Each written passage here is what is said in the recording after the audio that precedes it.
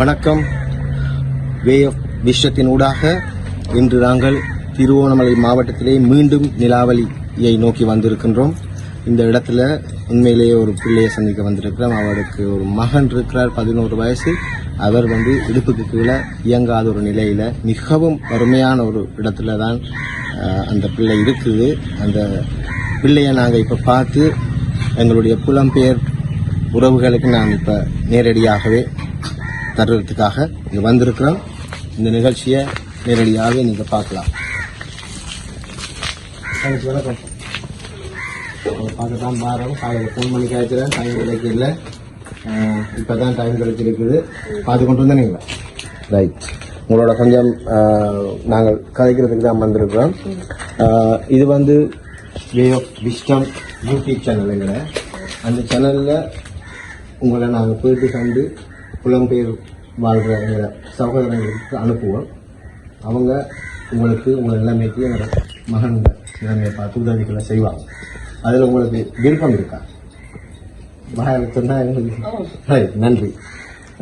சரி சகோதரி, நாங்கள் கடைக்கு போகணும். உங்களோட நினைக்கிறேன் உங்களுக்கு வீட்டில் கதிரை கூட இல்லைன்னு.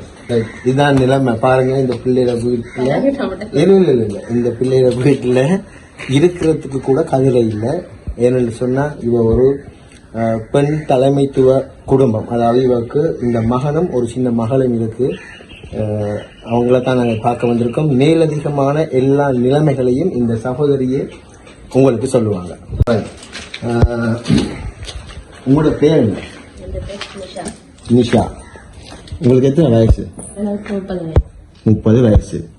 ரைட். உங்களோட குடும்பம், கணவர், பிள்ளைகள் பற்றி எனக்கு சொல்லுங்க. பிரிஞ்சு போயிட்டார். இவர் மூத்த மகன். என்ன பேர்? ரதீஷ். இப்ப 11 வயசு ஆகுது. ஓகே. பிறந்ததுல இருந்து கொஞ்சம் டிசேபிள் தான். மெயினா சொல்ல போனா பிறந்து இப்படி இல்ல. பிறந்த 9 நாள்ல இவர் யூரின் டிலேன்னு சொல்லி ஓட் பண்ணியிருந்தேன் நான். அப்ப அந்த கொண்டு போய் 3ஆம் நாள் 6 கொண்டு வந்தேன். அதை விட்டு டிக்கெட் வெட்டி வீட்டா கொண்டு வந்து திருப்பி 3 months ஆல பிறகு அப்நார்மல் சொல்லி இப்ப வரைக்கும் ரெகுலர் கிளினிக் போய் கொண்டே இருக்கேன். 3 மாசத்துக்கு பிறகுதான் இவருக்கு இந்த நிலைமை வந்தது. 3 மாசத்தாலதான் நான் அனலைஸ் பண்ணேன். இவர் கொஞ்சம் டிஃபரெண்டா இருக்கேன்னு சொல்லி அது பிறகு நீங்க கொண்டு போய் ரெகுலர் கிளினிக் இருந்ததுதான் 3 மாசத்தால அடுத்த கிளினிக்ல கொண்டு போய் இவர் இப்படி டிரெக்டா பாக்குறாரு இல்ல, தலை அசைவு இல்ல, உடம்பு அசைவு அப்படி ஒன்றும் இல்லைன்னு சொல்லி அதுக்கு பிறகு ரெகுலர் கிளினிக் போய் கொண்டிருக்கேன் இப்ப வரை. இந்த கிளினிக் நீங்க போறேன்னு சொன்னா எப்படி, யார உதவியோட போறீங்க? உங்களுக்கு என்ன மாதிரி வசதி எப்படி இருக்கு? வசதி என்னன்னு சொன்னா வீல் சேர்ல வச்சு பஸ்ல தான் டிக்கில வீல் சேரை போட்டுட்டு இவரை மடியில தூக்கி வச்சுட்டு டவுன்ல போய் இறங்கி அங்க இருந்து ஹாஸ்பிட்டலுக்கு போறேன். ரொம்ப கஷ்டம் இல்ல? ரெகுலரா அப்படித்தானே, என்ன செய்யற கொண்டு போறேன் இல்ல, கட்டாயம் காட்டத்தான் வேணும். அப்ப உங்களுக்கு இவர் மட்டும்தானா? இல்ல மகள் ஒரு ஆள் இருக்கு. இப்ப இல்ல, அவங்க போய் அவ வர வருஷம் 3ஆம் ஆண்டு படிக்கிறான். அப்ப நீங்க இவரை கூட்டி கொண்டு போனா பிள்ளை யாரோட விட்டுட்டு போறீங்க? எனக்கு அம்மா அப்பா இல்ல, தம்பி ஒரு ஆள் என்னையோட தான் இருக்காரு. அவர் ஒர்க்கு போயிட்டு அவரோட சப்போர்ட்ல தான் குடும்ப ரொட்டேஷன் ஆகி கொண்டு இருக்கு. அப்படியா? அவர் இருக்கிற டைம்ல அவர்கிட்ட விட்டுட்டு போறேன். அப்படி இல்லாட்டி ஆயாளுக்கிட்ட போயிடும், எமர்ஜென்சின்ட்டு அவங்கள விட்ட மகளை விட்டுட்டு இவரை கூட்டிட்டு போறேன். சில நேரம் அவகிட்ட இருந்தா 2 பேரையும் கொண்டுட்டே ஹாஸ்பிட்டலுக்கு போறேன். அவைக்கு மெடிக்கல் போய் கொண்டிருக்கேன். தைலாக்ஸ் சொல்லி அவைக்கு இடையில சின்ன பிரச்சனை கொண்டு வந்தது. அப்ப அவையும் 2 பேருக்கும் ஒரே கிளினிக். இப்ப அவைக்கு கிளினிக் ஸ்டாப் ஆயிட்டு எமர்ஜென்சின்னா கொண்டு வர சொல்லிருக்காங்க. அப்படி அது பிரச்சனை உங்களுக்கு மூஞ்சி வீங்கிறது, டாய்லெட் போகாம பிரச்சனை தான் கொண்டு வர சொல்லிருக்கு. இப்ப வரைக்கும் ஒன்றும் இல்ல. இந்த வருஷம் சரி 6ஆம் மாசத்தோட அவட கிளினிக் முடிஞ்சு. மற்றபடி இவர் ரெகுலரா போறது மற்ற இதே மாதிரி தான். அண்ணான்னு அதே வேலையும் தான். சரி, இப்ப இவரோட கிளினிக் போய் வாரீங்க. உங்களுக்கு காசு பணம் பொருளாதார உதவின்றதுக்கு நீங்க என்ன செய்வீங்க? உங்களோட உழைப்பு உங்களுக்கு ஏதாவது வருமானம் வருதா? சொல்லி ஒன்றும் இல்லை. மெயினா இவர தேவைக்குன்னு சொன்னா இவர டிசேபிள் காசு இவருக்கு கொடுக்கறது. அப்படி இவருக்கு காசு கொடுக்குறாங்க மாசம் முந்தி 5000 ரூபாய் கொடுத்தாங்க. இப்போ 2500 ரூபாய் கொடுத்து 7500 ரூபாய் வருது ஒரு மாசம். இவருக்கு 7500 ரூபாய் கொடுக்குறாங்க. அதுல இப்ப இவருக்கு மந்த்லி பம்பஸா இருக்கட்டும், மெடிக்கல் செலவா இருக்கட்டும், அதுக்குன்னே ஒதுக்குறது. இனி நான் வீட்டை ஏதாச்சும் என்ன சொல்றேன், இப்ப பக்கத்துல வீட்டை வேலையில் வந்தா போய் சமையலுக்கு உதவி செஞ்சா சில நேரம் அதுல ஒரு 1000 ரூபாய் காசு கிடைக்கும். எனி டைம்ல இருந்துட்டு ஏதாச்சும் அவங்க ஒர்க்கு கூப்பிடாத எதுவும் இவரையும் விட்டுட்டு போயிடாதுன்னு எனக்கு இவரை விட்டுட்டு எங்க வேலைக்கு போயிடலாம். அதனால எங்கேயுமே வேலைன்னு சொல்ற அளவுக்கு இல்லை. நீ தம்பி கொண்டா அப்படி இல்லாட்டி நான் இனி ஆயிரத்துல வேலை செஞ்சாதான் அதுக்குள்ளேயே ரொட்டேஷன் பண்ணி கொண்டு இருக்கேன். நீங்க இந்த விலாசத்துல தானே இருக்கு. இது என்ன விலாசம்னு சொல்லுங்க. இது கோணேஸ்வரபுரி நிலாவளி என்ன சொல்றது அட்ரஸ் இப்ப வந்த ஒரு கிழமை தான் இந்த வீடு மாதிரி வேற வீடு இருந்தா நீ அவங்க நம்ம சொல்ல பிறகு வீட்டுக்கு வந்துடும். உங்களுக்கு அரசாங்கத்துல இந்த மகனை பதிஞ்சிருப்பீங்க அவங்க வந்து பாக்குறாங்க. எஸ்எஸ்ஓ வந்து மாசம் மாசம் இருந்துட்டு வந்து பாப்பேன். ஏன்னா இப்ப எல்லாரும் செத்தாக்களை கூட டெத் காசு எடுக்காங்க. செத்த டிசேபிள் பிள்ளைய கூட காசு எடுத்து கொண்டு இருக்காங்க. அப்ப அந்த இதால இப்ப இவர் உயிரோட இருக்காரா இன்னைக்கு டிசேபிள் தானான்னு சொல்லி விசிட் வந்து பார்த்து பார்த்து போவேன். சரி, இவர் உண்மையிலேயே பாதிக்கப்பட்டிருக்கிறது. அவர் வந்து யாருக்கு வேண்டிய அவசியம் அப்படியே தெரியுது. பாருங்க, கலைக்க மாட்டேன், பார்க்க மாட்டேன். அவரோட உடல்நிலையை பாருங்க. அவருக்கு அவரோட கை கால் எல்லாம் ரதீஷ் அழகான ஒரு ஆள் இல்ல ரதீஷ் அழகான. அவருக்கு எல்லாம் விளங்குது. நாங்க காய்கறி எல்லாம் விளங்குது. அவரோட காலை பாருங்க, கால் பாதிக்கப்பட்டிருக்கு. அவரு காலில் பிளன் இல்லை. ஆனா அவருக்கு எல்லாம் விளங்குது. எல்லாம் நான் காய்கறி எல்லாம் விளங்குது. என்ன ரதீஷ் மாமா உங்களை பார்க்க வந்தேன்னா சரியா என்ன எல்லாம் விளங்குது. மிக விரைவில் ஒரு ஆசீர்வாதத்தோட இவர் குணமாக வேண்டும். இவர் இந்த குழந்தை எழும்பி நடக்க வேண்டும். அதுதான் எங்கள் நோக்கம். புலம்பெயர் வாழ்கின்ற எங்களுடைய சகோதரங்களே, நாங்கள் உங்கள்கிட்ட தாழ்ந்து கேட்கிறது இப்படியான உதவி இல்லாத, யாரும் உதவி இல்லாத, கணவனை கைவிடப்பட்டு தன்னுடைய குழந்தையோட இந்த பெண் படுற துயர உங்களுக்கு தெரியுது. நீங்க இவங்களுக்கு நேசக்கரம் நீட்ட வேண்டும், உதவி செய்ய வேண்டும். அதுதான் எங்களுடைய ஏக்கம். அதற்காகத்தான் நாங்கள் இவ்வளவு தூரம் வந்து பிரவீனை சந்திக்கிறோம். ரதீஷை நாங்கள் சந்திக்கிறோம். ரதீஷை பார்த்தோன்னே ரொம்ப கவலையா இருக்கு. 11 வயசு, இன்னும் அவரோட வாழ்க்கை இவ்வளவோ தூரத்துல இருக்கு. அவர் மிக விரைவில் குணமாக வேண்டும். அதான் எங்களோட ஆசை. ரதீஷ் எல்லாம் விளங்குது. நான் இல்லாத காலத்துல இவருக்கு சொல்லல, இவர் எப்படி இருப்பாரு. அவர் நல்லா இருப்பார். நீங்க அதை பத்தி ஒன்றும் யோசிக்க கூடாது. ஏதோ கடவுளோட பிளஸிங்ல ஒரு அளவுக்கு அவரோட வேலையை அவர் செய்யற மாதிரி இருந்தாலே போதும்ன்ற மாதிரி தான் இருக்கு. அவர் எல்லாம் செய்வார். இவருக்கு என்ன தேவைகள் இருக்குன்னு நீங்க நினைக்கிறீங்க? இவருக்கு என்ன தேவை அத்தியாவசியமா? இவருக்கு என்ன தேவை? இவருக்கு தேவைன்னு சொன்னா பம்பஸ், சாப்பாட்டுக்குரிய பிரச்சனை. சில நேரம் சாப்பாடு இல்லை. இவருக்கு முந்தி அதில் வாங்கி கொடுத்துட்டு வந்தேன். இப்ப பட்ஜெட் பிரச்சனைலாம் ஒன்றுமே கொடுக்குறாங்க. சரி, ஒரு ஹெல்த் இஷ்யூவால் இருக்கிற சோற தின்னுட்டு இருக்க வேண்டியதான். இல்லாட்டி அதுவும் அப்படி பாப்போம். நாங்க ஏதாவது இவருக்கு எங்களுடைய சகோதரங்கள் பார்த்து கொண்டிருப்பாங்க. எங்களுடைய சகோதரங்களுக்கு நாங்க இந்த காணொலியை பதிவு செஞ்சு நாங்கள் அவங்களுக்கு கொடுப்போம். பாருங்க, அந்த பிள்ளைக்கு பம்பஸ் கொடுக்கணும், பிஸ்கெட் எல்லாம் பண்ணி கொடுத்துட்டாங்க. இப்போ பொருளாதார பிரச்சனையால வெறும் சோறு சாப்பாடு மட்டும்தான் கொடுக்குறான்னு தாயை சொல்றா. ரொம்ப கஷ்டமா இருக்கு. இவருக்கு ஆரோக்கியமா இருக்கிறதுக்கு நாங்களும் ஏதாவது உதவி செய்ய வேணும். அதைத்தான் நான் உங்கள்கிட்ட கேட்டுக்கொண்டிருக்கிறேன். நீங்க என்ன செய்யணும்? இவருக்கு என்ன தேவை நீங்க சொல்றீங்க? பம்பஸ், வேற சாப்பாட்டுக்குரிய பிரச்சனை அதுதான். மற்ற இப்ப போக்குவரத்துனாலும் பஸ்ல வளமையா போறோம், எத்தனை வருஷமா போயிட்டு அது போய் கொண்டு மெடிக்கல் முடியும். எனக்கு இருக்கிற சிச்சுவேஷன்ல இவர எதிர்காலத்துக்கு நீங்க என்ன திட்டமிடுறீங்க? என்ன மாதிரி இவரை வந்து முன்னுக்கு கொண்டு வரணும்? உங்களுக்கு என்ன தைரியம்? உங்களுக்கு என்ன உதவி எதிர்பார்க்குறீங்க? எனக்கு என்ன ஏழும்னு சொன்னா இப்ப இங்கதான் ட்ரீட்மெண்ட் பண்ணிட்டு இருக்கேன். இதை விட இருக்கு, நிறைய ட்ரீட்மெண்ட் இருக்கு. தூரம் கொண்டு போய் இவர் எல்லாரும் சொல்றாங்க வேற ஆயுர்வேத ட்ரீட்மெண்ட் அதெல்லாம் கொண்டு போனா கஷ்டம். எனக்கு அந்த அளவுக்கு வசதி இல்லை கொண்டு போறதுக்கு. இவரை கொண்டே ஆயுர்வேத வைத்தியம் செஞ்சு இவரை கை கால் எல்லாம் வந்து என்ன போட்டு அப்படி செஞ்சு 4ஆம் அப்படி செஞ்சு பிறகு இவர் குணமடைவார். இது மாதிரி நிறைய பேர் கொண்டு போய் சக்சஸ் பண்ணிட்டு இருக்காங்க இப்ப வரைக்கும். வேற டிசேபிள் ஸ்கூல்ல அவங்க அன்றாபுரமே இங்கேயே கொண்டு போறாங்க. இவரமா இருந்தவரால் இப்ப ஓரளவுக்கு இப்ப ஆக்கல பேலன்ஸ் இல்லாம நிக்கிற அளவுக்கு இருக்கு. சரி, அப்ப உங்களுக்கு ஒரு உதவிய செஞ்சா இந்த பிள்ளைய ஆஸ்பத்திரிக்கு ரெகுலரா கொண்டு போய் உங்களை வேற நடக்க வைக்கல. நடக்க வைக்கலாட்டியும் சும்மா ஓரளவுக்கு அவர் அசஞ்சி நார்மலா எடுப்பாங்க, சரி ஒண்ணு தெரியற அளவுக்கு கொண்டு வருது. புலம்பெயர் சகோதரங்களே, இந்த சகோதரி சொன்னதை நீங்க கேட்டிருப்பீங்க. தொடர்ச்சியா வைத்தியசாலைக்கு கொண்டு போய், அதாவது ஆயுர்வேத வைத்தியசாலைக்கு கொண்டு போய் இவருக்குரிய வைத்தியத்தை தொடர்ச்சியா பார்த்தா பிரவீன் ரதீஷ் எழும்பி நிற்கக்கூடிய, தந்த வேலையை தானே செய்யக்கூடிய சக்தி கிடைக்கும் என்று சொல்றா. உண்மையிலே அந்த ஒரு நம்பிக்கை, தாயில அசைக்க முடியாத அந்த நம்பிக்கையை நீங்க கட்டாயம் கருத்துல கொள்ளுங்க. என்னன்னு சொன்னா, நீங்க செய்யற உதவி இந்த பையனை எழும்பி நடக்க வைக்கும். அது நம்பிக்கை, இந்த தாயுடைய வைத்தியர்களுடைய ஆலோசனையும் கூட. ஆகவே தொடர்ச்சியான வைத்தியத்துக்கான உதவியை இவர் கேட்டுக்கொண்டு நிற்கிறார். பிறகு கூட அந்த மகள் என்ன மாதிரி படிக்கிறார்? மகள் படிக்கிறார். அவன் பஸ் போக்குறதுல போய் கொண்டிருக்கா. இங்க இருந்து பஸ்ல போயிட்டு பஸ்ல வராது. தனியா ஸ்கூல் பஸ் தான். இவங்களோட ஸ்கூல் போறபடியா இவங்களோட ஸ்கூல்ல பெரிய ஆக்களும் போறாங்க. இவர் நிலத்துல தானே படுக்கிறவர். இவருக்கு பெட் இருக்கு, சின்ன பெட் ஒன்று இரவையில போட்டுட்டு நீ யூரின் பீனி அதை படிக்கிறது வெயில போட்டுட்டு மதியத்துல போயிட்டு திருப்பி பின்னால எடுத்து போடுறது. சரி, பெட்டுக்கு மேல ஒரு அந்த ஒரு ஷீட் ஒன்று இருக்கும், அதை விரிச்சாலும் அதை மட்டும் எடுத்துக்கொள்வோம். நான் அதுக்குரிய ஏற்பாடு நான் செய்யறேன் உங்களுக்கு. இவர் சாப்பாடு எப்படி சாப்பிடுறதுல நீங்க தீர்த்தவர்.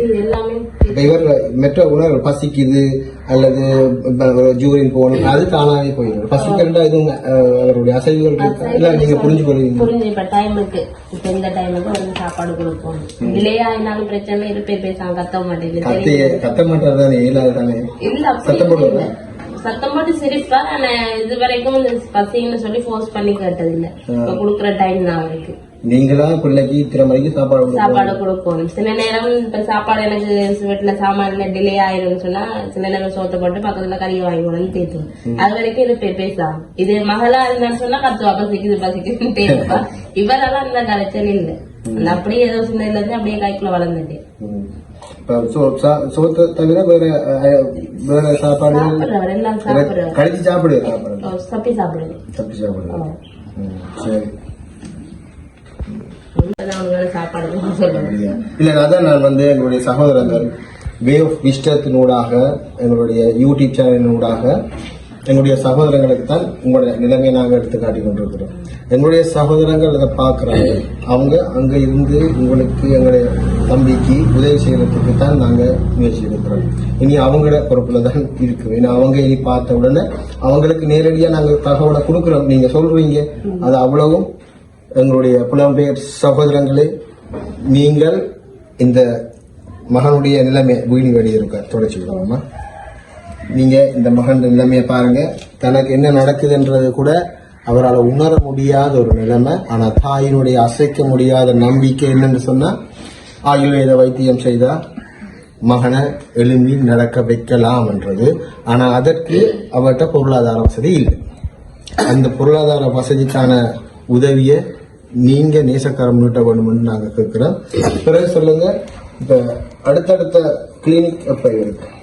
அவருக்கு இந்த மாசம் இருக்கு. இந்த மாசம் இருக்கு. பெரிய ஆஸ்பத்திரிக்கு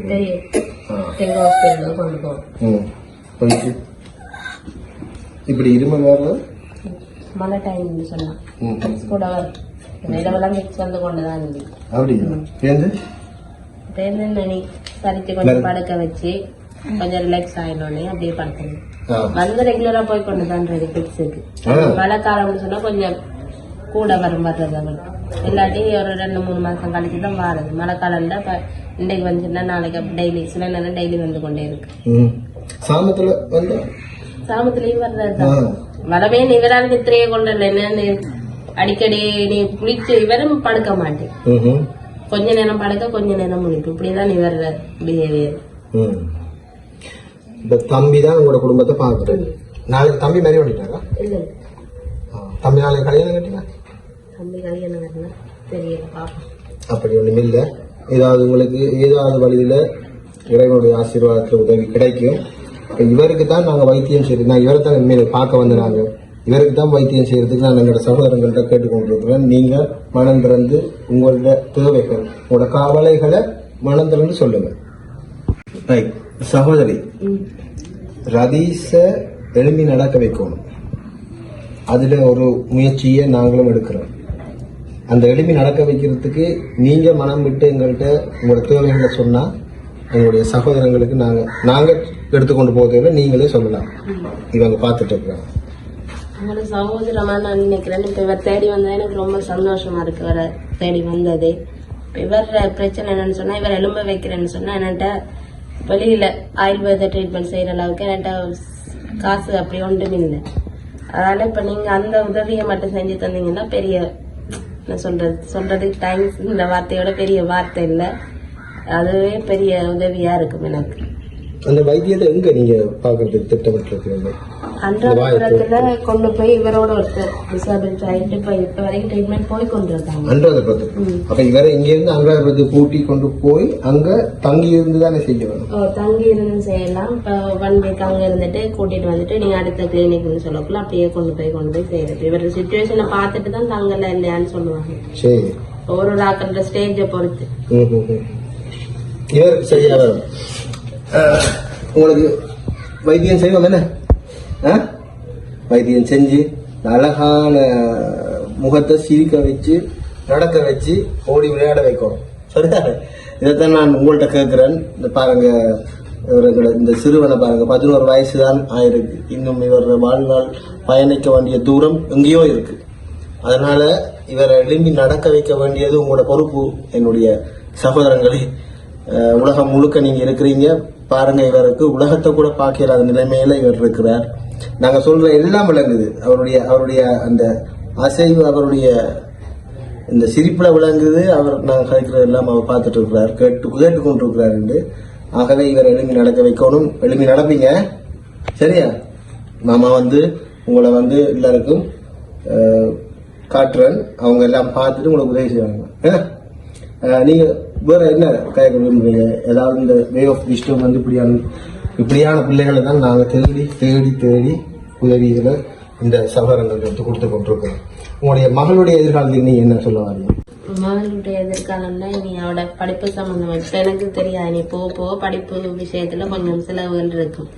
அவட படிப்பு சம்பந்தமா உதவி செஞ்சாலே பெரிய ஒரு இது எனக்கு. ஏதோ அவைக்குன்னு சொல்லி ஒழுங்கு கேட்கறது இல்ல. அம்மா அப்பா இல்லன்னு சொல்லி அம்மா அப்பா டெத் ஆயிட்டாங்க. அவங்க அம்மா சேர்த்து 6 வருஷம், அப்பா சேர்த்து 12 வருஷம் ஆயிட்டு. நான் கல்யாணம் கட்டும் போதே அப்பா டெத் ஆயிட்டு. மகன் கிடைச்சி ஒரு 2 வயசால அம்மாவும் டெத் ஆயிட்டாங்க. அப்ப நீங்க தனிச்சிட்டீங்க.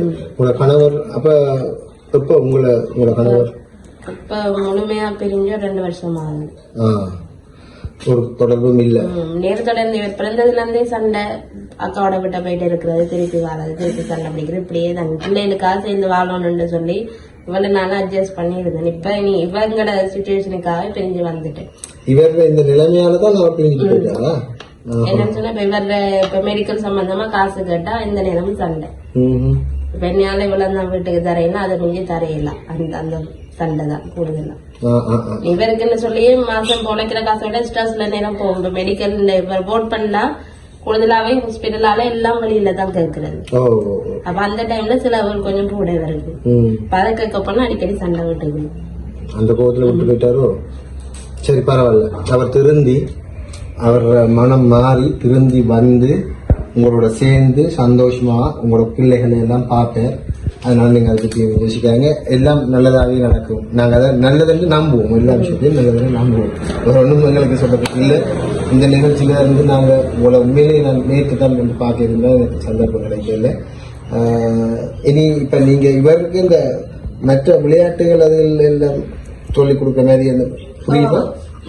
எல்லாம் செஞ்சு கொண்டுதான் இருக்கிறோம். அவர் அந்த இது வரைக்கும் கண்ணால டிரெக்டா பாக்குறது அது ஒண்ணுமே. அவர் உணர்வுகள் எப்படி வெளிப்படுத்துவார்? கூடுதலாம் சிரிப்பேன். கோபம் வந்தாலும் சிரிப்பேன், கவலையா இருந்தாலும் சிரிப்பேன். இப்ப பசி வந்தாலும் அவரோட மூமெண்ட் ஒரு சிரிப்பு மட்டும்தான். இப்ப பசி வருதுன்னா கொஞ்சம் சத்தமா சிரிப்பேன். சொல்ல தெரியாதானே. அதை விட்டு இங்க அப்படின்னு இப்ப தண்ணி பால் கேக்குறேன்னு சொன்னா இங்க அங்காண்டு வெளியே இருந்து சொல்லிட்டே இருப்பேன். கொஞ்சம் டைம் டிலே ஆயிட்டு இருந்தேன். மத்தபடி அப்படியே போட்ட மாதிரி தான். பால் மாவண்டி கரைச்சு கொடுக்கணும். பசுப்பாலா இல்ல பால் பாக்கெட் தான். அதெல்லாம் பறிச்சு விடுவோம். சரி, சாப்பாடு சோறு வச்சிருக்கு இதுதான் கொடுக்கணும். சரி சாப்பிடு தப்பி சாப்பிடு. இந்த வண்டியில் எங்கால இது வந்து இவர் கொரோனாவில் இருந்தார். கொரோனா பாதிக்கப்பட்டு கந்தல் ஹாஸ்பிட்டல் ஒரு 3 years முன்னாடி 1 month இருந்தார் கொரோனா. அந்த டாக்டர் சாக்கள் குழந்தை இவருக்கு ஆனா இது நான் நினைக்கிறேன் உடைஞ்சு போயிருக்கு. இந்த கால் கலண்டு வர்றது கொஞ்சம் ஃபிட் பண்ணி அமர்த்தி விட்டா இருக்கு. காத்தும் இல்ல சக்கரமும் இது இந்த அளவு தானே அகற்றலாமா? இல்ல இந்த அளவு இவருக்கு ஏத்த மாதிரி. இது இதுல வச்சா நீங்க ஆஸ்பத்திரி தள்ளிட்டு போவீங்க. கஷ்டமா இருக்காது. காத்தும் இல்ல இது கஷ்டம். அந்த தட்டுப்பாடு இதுல பேலன்ஸ் பண்ணி போறது எப்படி தூக்கி இப்படி வேணும். சரி சரி 10 மணி நேரம் அவர்கிட்ட தட்டி தட்டி கொண்டு காத்து இல்ல இதுக்கு என்ன பாருங்க. காத்து இல்லாத ஒரு பழைய உடைஞ்ச வண்டியில் ஒன்றுதான் என்னோட தம்பி இருக்கிற.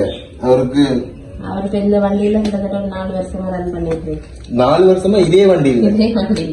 சரி சரி சரி 4 வருஷமா இதே வண்டியில் இன்றைக்குள்ள உண்மையிலே கொஞ்சம் கவலையா தான் இருக்கு. என்னடா அவர் இடுப்புக்கும் கஷ்டம் தானே. என்ன இதை விட நல்ல வித்தியாசமான கல்விகள் இருக்கா? நீங்க பாத்துருக்கீங்களா? இருக்கு. நீங்க அது கொஞ்சம் அமௌண்ட் கூட வரும். அப்படியா? இப்ப இதே அவங்க எனக்கு பில்லோட தான் கொடுத்திருந்தாங்க. அப்ப 4 வருஷத்துக்கு முதலே 40,000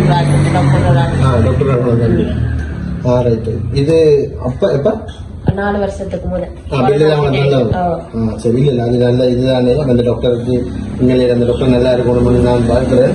இப்ப இது என்ன விலை வரணும் உங்களுக்கு இந்தியா எப்பயாச்சும் கேட்டு பார்த்துருக்கீங்களா? சாதாரண இப்ப வரும் 1 லட்சத்துக்கிட்ட வரலாம். தெரியும் இல்ல பாப்போம். அப்படி வராது.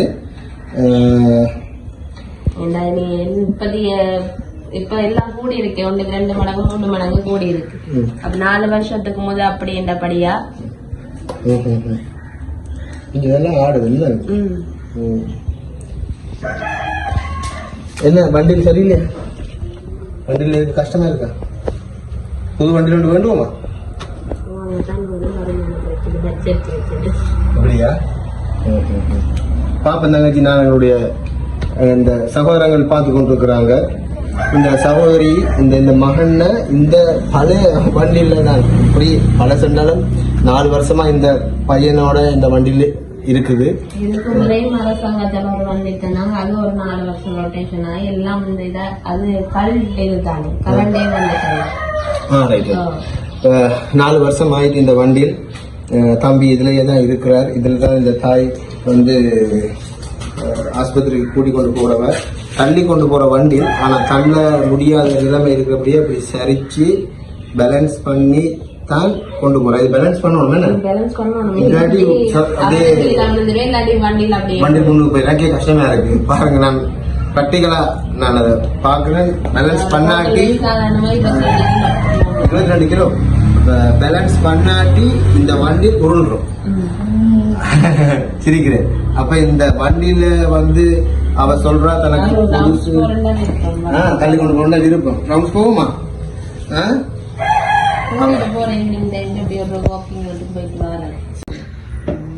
இந்த சகோதரி சொல்றா சிரிக்கிறார். இந்த சகோதரி சொல்றா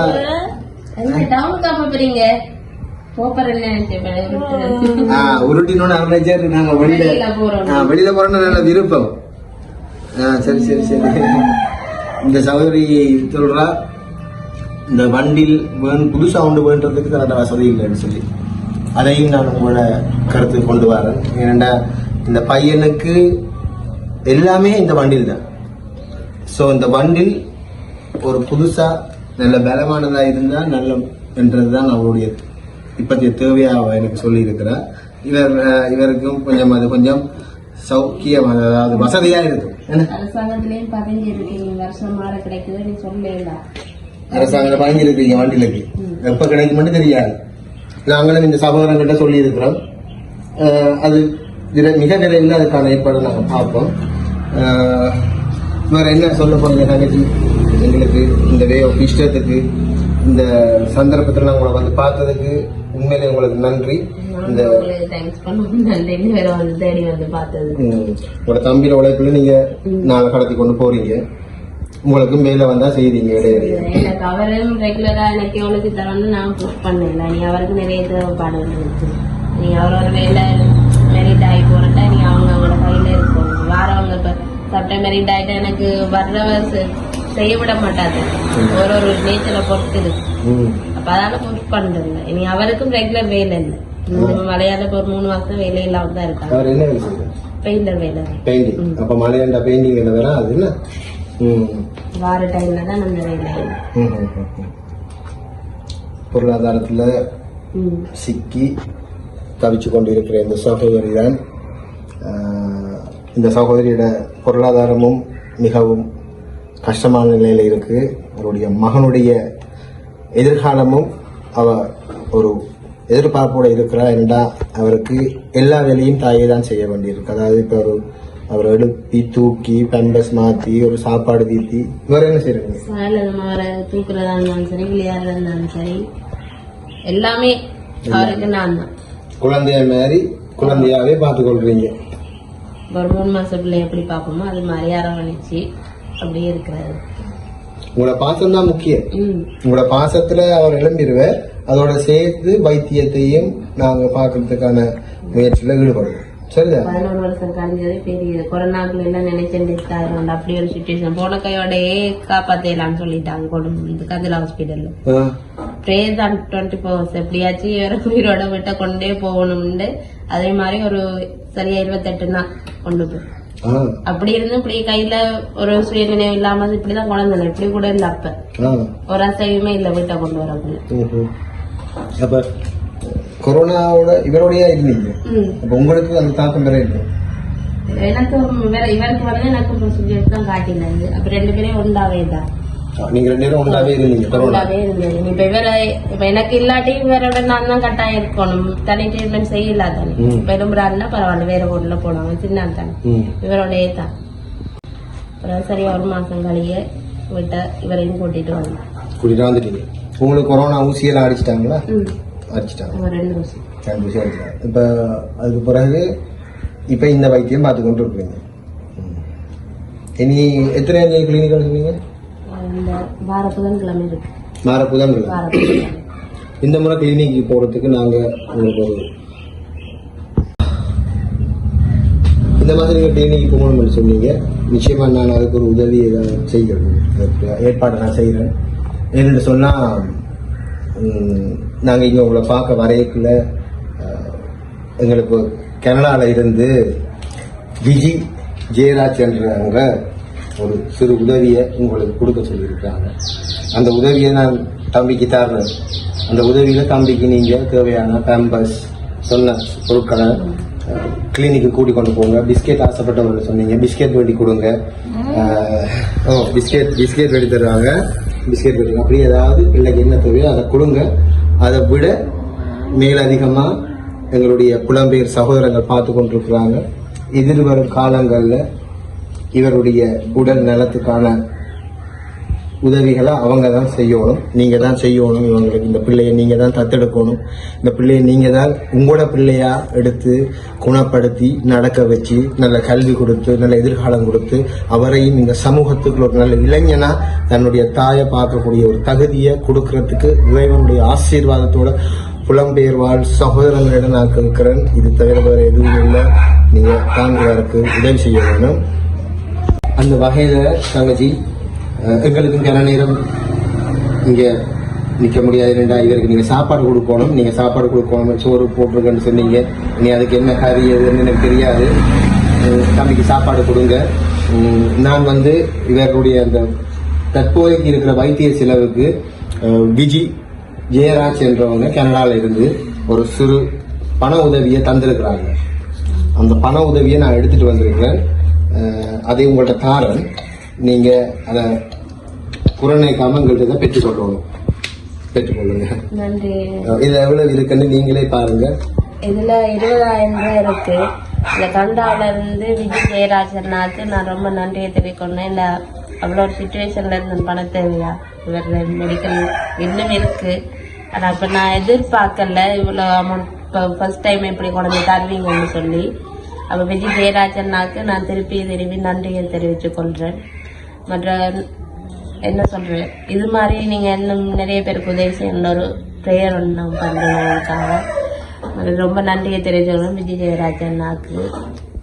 ஏனென்றால் இந்த உதவி கூட இந்த பையனுடைய தற்போதைக்கு இருக்கிற ஒரு மருத்துவ செலவுக்காக விஜய் ஜெயராஜ் கனடால இருந்து அனுப்பி விட்டுருக்காங்க. இப்படியான நல்ல உள்ளங்கள் அங்க நிறைய பேர் இருக்கிறாங்க. இன்னும் உங்களுக்கு இப்படியான உதவிகள் தேடி வரும். நீங்க இவரை எழுப்பி நிப்பாட்டி நடந்து எங்களுக்கு காணுங்க. சரியா? நான் மற்ற இதை எதிர்பார்க்கல. இவரை நிறைய பேர்த்து நான் ஹெல்ப் கேட்டிருக்கேன். நான் வந்து இது வரைக்கும் ஒருத்தருமே செய்யல. வந்து பாத்துட்டு போயிருக்காங்க. இது வரைக்கும் இவருக்கு தேவையான உதவி செய்யறதே இல்லை. கூடுதலா நாங்கள்கிட்ட இதே மெடிக்கல் சம்பந்தமா தான் கேட்டிருக்கேன். ஆனா நீங்க வந்து இப்படி செய்யக்குள்ள எதிர்பார்க்கலாம். நான் நம்புறேன் இனி இவருக்கு உரிய இது சரியா நடக்கும்னு சொல்லி. நன்றி. நாங்க கட்டாயம் நாங்க இப்ப அந்த விஜய் ஜெயராஜ் அவங்க உங்களுக்கு நீங்க எதிர்பார்க்காத மாதிரி உதவி செஞ்ச மாதிரி இன்னும் எங்களுடைய சகோதரங்கள் அந்த உதவியை செய்வாங்க. அவங்க கட்டாயம் செய்வாங்க. தம்பியை நாங்க குணப்படுத்துவோம். குணப்படுத்துறது அவங்கள்ட்ட திருப்பி இவரை குணப்படுத்துவாங்க. நான் இல்லாத சுச்சுவேஷன்ல அவர்கள் வேலையை செய்யக்கூடிய மாதிரி இருக்கும். யார்கிட்டையும் ஒரு தண்ணி வாங்கி எதிர்பார்க்காம இருக்கும். மனசு தளர விடா எங்க தங்கச்சி. சரிதானே? நீங்க கண் கலங்கினீங்கன்னா இவர் யார் பாக்குறது?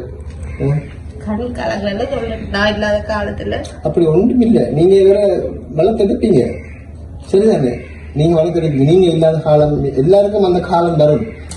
அதை நீங்க அவதிப்படாதீங்க. இவரை நல்ல குணமாக்கி இவர் நல்ல இளைஞனாகி வளர்ந்தப்பறம் இவர வளர்ச்சியை நீங்க பார்த்து மகிழுவோம். சரிதானே? எல்லா செய்யுமாதான் 4 பேருக்கு முன்னுக்கு இவர் நல்லா கொண்டு வரணும். இவரை கதைச்சிட்டாங்க. சரி சரி. இவங்களோட சப்போர்ட் இருக்கும். இவங்களோட சப்போர்ட் இருக்கும்.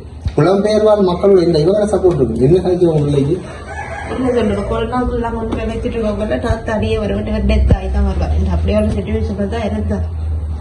அது பேமெண்ட் சொல்றேன். இப்ப இவங்க ஃபேமிலிக்காக நான் இவரை நடக்கணும்னு சொல்லிதான் இப்ப என்ன முயற்சியில கொடுத்து இவரை 11 வயசு வரைக்கும் கொண்டுட்டேன். இனியும் இவரை நடக்க வைக்கணும்னு ஒரு ஆசை மட்டும்தான். கரெக்டா நிச்சயமா நடக்கும். மற்றவர்கள் புற கதைப்பாங்க. அதை நீங்க கணக்குல எடுக்காங்க. கணக்குல எடுக்கிறத இருந்தாலும் என்ன சொல்றேன், என்னட்ட இது ஒரு பண உதவி இருந்தா நான் இப்பயே இவரை எந்த சப்போர்ட்ல நான் அனுப்பியிருப்பேன். இவ்வளவு தூரம் வைக்கிற மாதிரி ஓரளவுக்கு நடக்க வச்சிருப்பேன். இந்த பணத்தை சரியா இருந்திருக்கணும். அதனால சித்தத்திலே நிறைய பேர்த்த உதவி கேட்டிருக்கேன். அவங்களும் சரியான முறையில வச்சு செஞ்சிருந்தா இப்ப நடக்க முடியும். சின்ன வயசுல ஒரு ட்ரீட்மெண்ட் பார்த்துட்டு இருக்கேன்.